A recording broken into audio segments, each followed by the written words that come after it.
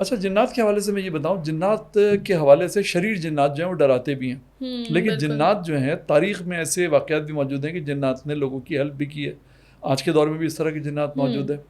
جعفر زاہد ایک جن تھا، امام حسین کربلا کے جو واقعات ہیں، اور یہ نوحوں اور مرثیوں کے اندر اس میں میر انیس کے مرثیے ہیں، دبیر کے ہیں، میر یونس کے ہیں، اور مرزا عشق کے مرثیے ہیں، اس میں ان کا ذکر ملتا ہے، اور کچھ کتابیں بھی ہیں۔ تو اس میں جب کربلا کے یہ سارے واقعات ہیں، 10 محرم کا دن ہے، تو اس سے پہلے کہ کربلا کے واقعات ہوں، وہ امام حسین جو ہے وہ دیکھ رہے ہیں، جو جس طرح سے مرثیوں میں اور کتابوں میں لکھا ہے کہ گرد کا ایک طوفان اٹھ رہا ہے اور وہ ان کی طرف آ رہا ہے۔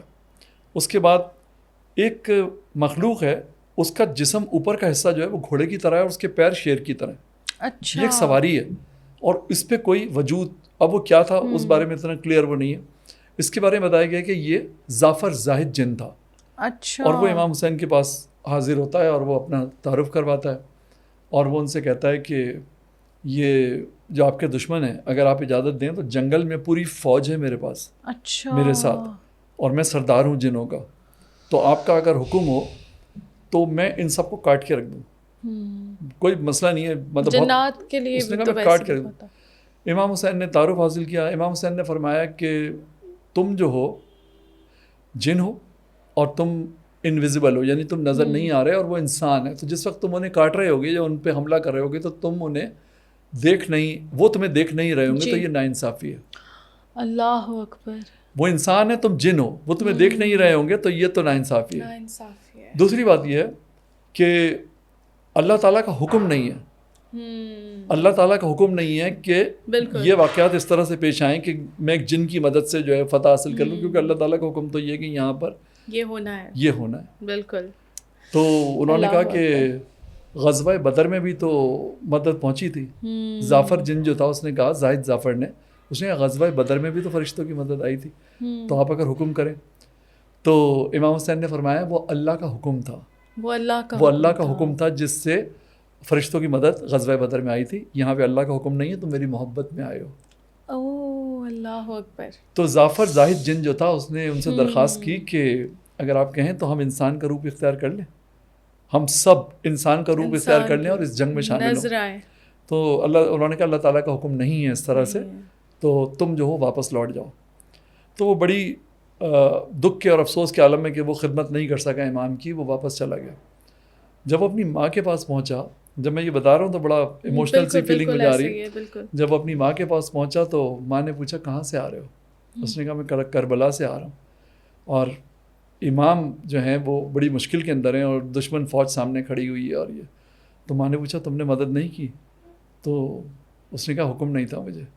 اس نے کہا حکم نہیں تھا، تم جاؤ امام کی مدد کرو، فوراً اپنی فوج کے ساتھ کرو ہر صورت میں امام کی مدد۔ وہ وہاں سے روانہ ہوا اپنی فوج کے ساتھ، پھر اس جگہ پہ پہنچا تو کربلا کے جو واقعات ہیں وہ ہو چکے تھے۔ اللہ اکبر۔ تو اس کا افسوس اسے رہا، جعفر جن کو مرثیوں میں نوحوں میں اس کا ذکر ہے کہ وہ اس کو بڑا افسوس اس بات کا رہا کہ وہ اس فرض کو انجام نہیں دے سکا۔ تو بالکل آپ کی بات یہی مسلم اور وہی جو میں بھی صحابی جن کا ذکر کر رہی تھی، تو اس طریقے کے جنات جو ہیں وہ بالکل بہت اچھے، اور ابھی بھی میں آپ کو ایک چھوٹا سا واقعہ شیئر کرتی ہوں کہ ایک جاننے والے میرے، آپ سمجھے جیسے والد صاحب کے جاننے والے، ان کے معاشی حالات ٹھیک نہیں تھے، اور وہ جو ہیں وہ بتاتے ہیں کہ وہ ایک مطلب بہت بیسک ہینڈ ٹو ماؤتھ جسے ہم کہتے ہیں ویسے تھے، ٹھیک ہے، اور بہت شادی کے ایکسپینسز بچوں کی شادی کے آگے تھے، تو وہ بہت پریشان ہو کے اپنے گھر کے برآمدے میں بیٹھا کرتے تھے، اور وہاں وہ بیٹھنے کے بعد جو ہے، میں نام تو نہیں لوں گی ان کا، اور وہ وہاں بیٹھ کے خود کلامی کیا کرتے تھے کہ یہ کرنا ہے، ایسے کرنا ہے، کیسے ہوگا، کیا ہوگا۔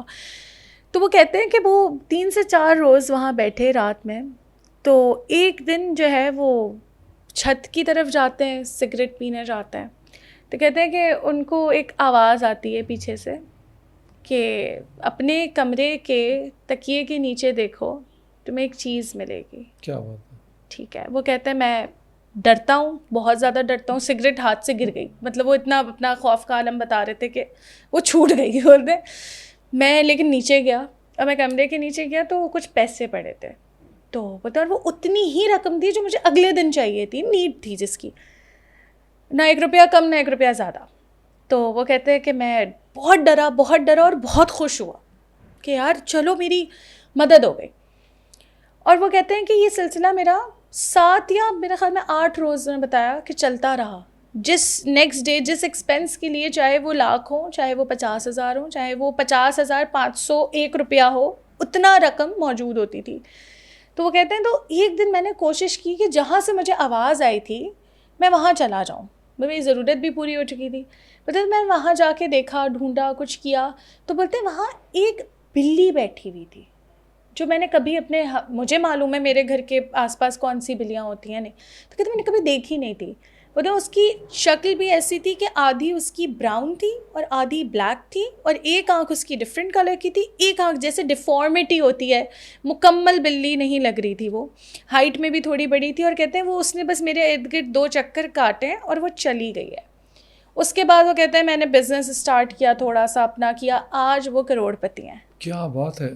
اینڈ ہی سیز کہ مجھے یہ لگتا ہے کہ ان کی جو سپورٹ ہے یا کچھ بھی ہے, وہ کہتے ہیں وہ ایک جن نے کی ہے. اور میں وہ بتاتے ہوئے نا میرے پورے رونگٹے کھڑے, اور وہ اتنے رچ ہیں, is very rich. And he says this is, میں اس لیے نام نہیں لے رہی بیکاز وہ کہتے ہیں کہ اتنی انیوژول چیزیں میں کسی سے ڈسکس کر ہی نہیں سکتا, میں کسی کو بتا ہی نہیں سکتا. کوئی یقین نہیں کرے گا کہ میں ان کو یہ بتاؤں کہ ایک انسان اتنا غریب تھا میں, تو مجھے جنات کی طرف سے ہیلپ ہوئی, اور میں آج تک سکسیس پہ سکسیس پا رہا ہوں. اور مجھے معلوم ہے کہ میں اگر آج بھی, وہ گھر ہے ان کے پاس جو ایک چھوٹا سا تھا, وہ کہتے ہیں آج بھی مجھے وہ ٹینکی یاد ہے, آج بھی مجھے وہ چھت یاد ہے, اور میں آج بھی وہاں جا کے کوئی نہ کوئی چیز رکھتا ہوں, مٹھائی رکھتا ہوں, کچھ رکھتا ہوں کہ میں تو کچھ آپ کی ہیلپ. اور بولتے ہیں اس کے بعد وہ مجھ سے رابطہ نہیں کرتے, لیکن مجھے وہ اس گھر میں نے ان کی محبت میں رکھا ہے کہ وہ آپ کا میری طرف سے ایک گفٹ ہے کہ آپ وہاں رہیں.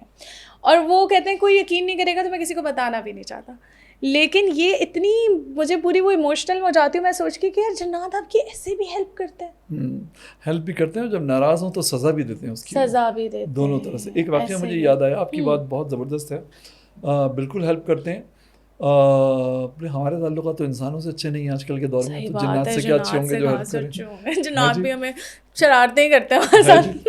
تو یہ ہمارے خاندان میں ایک واقعہ پیش آیا, اور یہ بہت قریب کا, آپ یہ سمجھ لیجیے کہ بہت قریب کی فیملی ریلیٹیوز ہیں ان کے آیا. حیدرآباد میں وہ فیملی حیدرآباد سے کراچی شفٹ ہوئی. آپ نے بتایا کہ جنات مدد کرتے ہیں جی, اور جنات جب ناراض ہوں تو پھر وہ ذہنی طور پہ جو اذیت دیتے ہیں, وہ میں آپ کو اس کی ایک مثال دے رہا ہوں. یہ واقعہ کوئی ہے اب سے تقریباً اس کو 10 سال ہو گئے. اچھا. تو 13D کے اندر وہ فیملی شفٹ ہو گئی. جب فیملی شفٹ ہوئی تو وہ حیدرآباد سے شفٹ ہوئی تھی, تو انہوں نے اپنا فرنیچر وغیرہ یہاں سے لے لیا.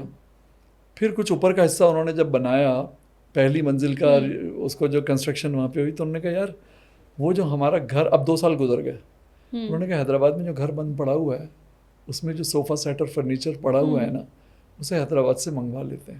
ٹھیک ہے. انہوں نے وہ سامان منگوا لیا حیدرآباد سے کراچی, اور اس کو اپنے گھر میں رکھ لیا. ٹھیک ہے. سامان گھر میں آ گیا, بہت تھوڑا عرصہ گزرا, اب ڈرائنگ روم میں مہمان بیٹھے ہوئے ہیں, ڈرائنگ روم میں مہمان بیٹھے ہوئے ہیں اور بات چیت چل رہی ہے. اچانک ڈرائنگ روم میں کہیں سے جس طرح سگریٹ کا دھواں نہیں ہوتا, جی جی جی, جیسے صوفے میں آگ لگ جاتی ہے, صحیح سلگنے لگتا ہے نا, شعلہ نہیں دکھ رہا آپ کو لیکن سلگ رہا ہے, تو وہ اس طرح کا ایک دھواں نظر آ رہا ہے کمرے کے اندر. اب مہمان بھی دیکھ رہے ہیں اور میزبان بھی دیکھ رہے ہیں, یار یہ دھواں صوفہ جل رہا ہے. یہ وہ صوفہ ہے جو حیدرآباد سے آیا تھا, یہ ہماری فیملی میں ہوا ہے. دیکھا جلدی سے یہ جل کیسے لگ, کمرے میں کوئی سگریٹ نہیں پی رہا, کہیں پہ آگ نہیں ہے, 1.5 گھنٹے سے مہمان بیٹھے ہوئے اور صوفہ جلنے لگا. بہرحال وہ انہوں نے پانی وانی ڈال کے یہ وہ کر کے آگ بجھائی, اور میری وائف جو ہے وہ بھی اس کی گواہ ہیں. میری وائف جو ہے میری زندگی کے جتنے خوفناک واقعات ہیں اس کی وہ بھی گواہ ہیں. اس کے بعد کیا ہوا کہ سو رہی ہیں خاتون, جو خاتون خانہ ہے گھر کے اندر, فجر کے بعد کا وقت ہے, سو رہی ہیں. تو آدمی ہوتا ہے آدھے سونے اور آدھے جاگنے کی کیفیت میں, بالکل سب سے خطرناک سٹیج ہوتی ہے, ویک ہوتا ہے, اس میں عجیب قسم کے خواب بھی آتے ہیں. تو وہ ایک کیفیت کے اندر ہیں تو اچانک فیل ہوتا ہے کہ کمرے میں کوئی موجود ہے اور سرحانے کھڑا ہوا ہے. اوکے. وہ سوتے جاگتے میں مڑ کے اس طرح سے دیکھتی ہیں ایک آدمی کھڑا ہوا ہے جو پورا جل رہا ہے, آگ کا بنا ہوا ہے. اوکے, آگ لگی. ایک آدمی ہے جو آگ کا بنا ہوا ہے. اوکے.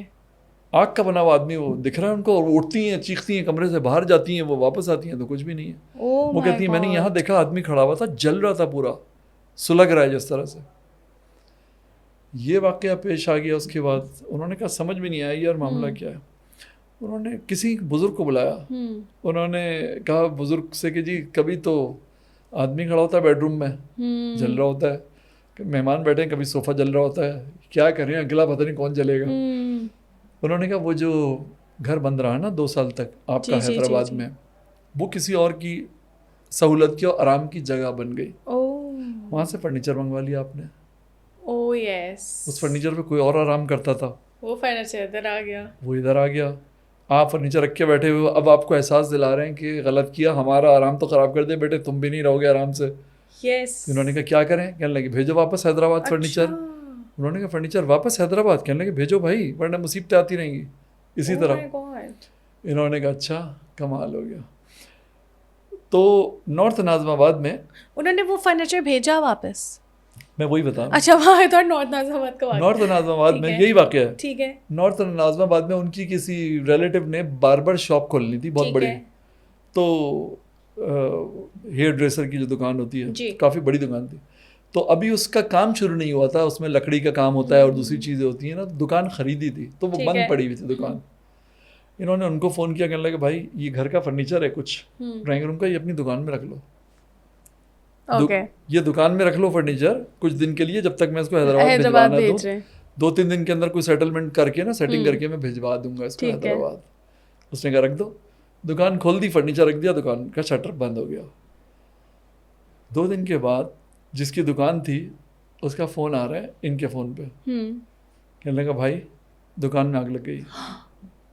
دکان میں آگ لگ گئی. دکان میں آگ لگ گئی ہے, میری دکان میں آگ لگ گئی ہے جو بند پڑی ہوئی تھی, پہنچو جلدی سے. یہ بھی پہنچے بھاگے ہوئے, دیکھا تو وہاں رش لگا ہوا ہے. یہ ہماری فیملی میں ہوا ہے, رش لگا ہوا ہے. دکان کھولی, دیکھا تو سارا فرنیچر جل رہا ہے. فرنیچر جل رہا ہے, وہی فرنیچر جیسے وہ وہاں سلگنا شروع ہوا تھا, فرنیچر جل رہا ہے. اور اس کا دھواں جو بازار میں پھیلنا شروع ہوا تو لوگ آگے کھڑے ہو گئے, فائر بریگیڈ کو بلاؤ, اس کو کرو اس کو کرو, بالٹیوں میں پانی لا رہے ہیں. وہ فرنیچر نکالا, پھر اس کو جس طرح سے بھی جو کچھ بھی اس کا کرنا تھا, پھینکنا تھا, جو کرنا تھا, اس سے جان چھڑائی. وہ فرنیچر دکان میں جل رہا ہے. مائی گاڈ. گھر تو گھر, وہ اس کو جہاں رکھا وہ فرنیچر کو انہوں نے جلا دیا. اور آپ کو میں ایک بات بتاؤں, عجیب لگتا ہے کہنے میں جو میں آپ کو بتا رہا ہوں, یہ جتنے واقعات میں نے آپ کو بتائے یہ کسی فلم میں بھی نہیں دیکھے ہوں گے آپ نے, ہالی ووڈ کی فلم میں بھی نہیں دیکھے آپ نے. ایسے ہی بات ہے. مطلب جنوں کے جو واقعات ہیں وہ مطلب بالکل نیچرل ہیں, بالکل نیچرل, مطلب ریئل واقعات ہیں اور آؤٹ آف دا باکس ہیں. ایسا ہی ہے. آپ نے کسی انڈین فلم میں, ہالی ووڈ, بالی ووڈ, پاکستان کسی ہارر فلم میں نہیں دیکھے اور کسی کہانی میں نہیں سنے. بالکل ایسا ہی, بیکاز یہ آبویسلی آپ کے ساتھ, آپ کے جاننے والے لوگوں کے ساتھ. اچھا ایک اور چیز میری بڑی کنفیوژن, ہم بڑی چیزیں سنتے ہیں کہ جی اس انسان, جی ہماری چچی کی شادی جن سے ہو گئی تھی, جی ان کی شادی جن سے ہو گئی تھی ہمارے. کیا یہ پاسبل ہے؟ اور اگر ہے تو کیا آپ نے دیکھا ہے واقعی میں کسی کی شادی جن سے ہوتے ہوئے؟ میم ایک ایسی خاتون سے ملا ہوں, وہ حیات ہیں. اچھا, وہ حیات ہیں, گلشن میں النساء ووکیشنل سینٹر ہے. ٹھیک ہے جی, گلشن چورنگی کے اوپر. بالکل ہے. یہ بیگم خیر النساء, بیگم قمر النساء قمر کا ہے. ٹھیک ہے. بیگم قمر النساء قمر جو تھی یہ پاکستان بننے کے وقت 3 سال کی تھی. ٹھیک ہے. اور ان کی فیملی پاکستان موومنٹ میں شامل رہی تھی. صحیح. میں نے ان کو اپنے ہارر شو میں بلایا بھی تھا. اچھا. تو جب یہ ٹرینیں آ رہی تھیں انڈیا سے نا, پاکستان لوگ مائگریٹ کر کے آ رہے تھے, تو بچیوں کو, خاص طور پہ لڑکیوں کو, لیڈیز کو, تو یہ بتا رہی تھی کہ ہماری امی نے ہمیں لحاف اور رضائیاں وغیرہ جو ہوتی ہیں نا ان کے نیچے چھپایا ہوا تھا, کیونکہ وہ کڈنیپ کر لیتے تھے, مار پیٹ کرتے تھے اس میں, اور قتل عام ہو رہا تھا ٹرینوں کے اندر. تو کہتی میں 3 سال کی تھی اور مجھے رضائیوں کے نیچے چھپا کر میری ماں پاکستان لے کر آئی تھی.